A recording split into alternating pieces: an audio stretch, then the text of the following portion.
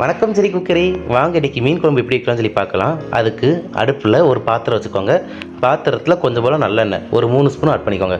அதுக்கப்புறம் ஒரு 1/2 ஸ்பூன் கடுகு வெடித்ததுக்கப்புறம் வெந்தயம் ஆட் பண்ணிக்கோங்க. வெந்தயம் கருகக்கூடாது.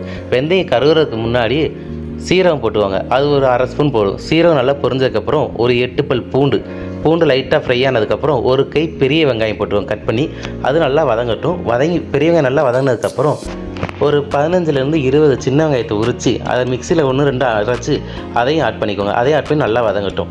சின்ன வெங்காயம் நல்லா வதங்கினதுக்கப்புறம் ஒரு 3 தக்காளி நல்லா அதையும் பியூரி எடுத்து அரைச்சி அதையும் ஆட் பண்ணிக்கோங்க. தக்காளி நல்லா வதங்கினதுக்கப்புறம் தேவையான மசாலா போடுவோம். நான் இன்றைக்கி என்னென்ன போட்டிருக்கேன்னா 1 ஸ்பூன் மிளகாத்தூள் போட்டிருக்கேன், 2 ஸ்பூன் மல்லித்தூள் போட்டிருக்கேன், 1/2 ஸ்பூன் சோம்புத்தூள், 1/2 ஸ்பூன் சீரகத்தூள் போட்டிருக்கேன்.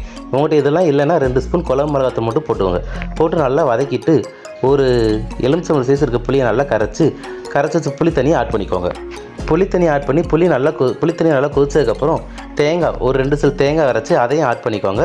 தேங்காய் நல்லா கொதிக்கிறதுக்கு முன்னாடி 3 பச்சை மிளகாய், கொஞ்சம் கருவேப்பிலை, ஒரு காக்கை உப்பு, நம்மளுக்கு தேவையான குழம்பு தேவையான உப்பு போட்டு நல்லா கொதிக்க வைங்க. ஒரு 20 நிமிஷம் கொதிச்சதுக்கப்புறம் நம்மளுக்கு தேவையான மீனை போட்டு ஸ்லோ ஃப்ளேமில் ஒரு 15 நிமிஷம் வைங்க. 15 நிமிஷம் கழித்து மீன் குழம்பு ரெடி. தேங்க்யூ.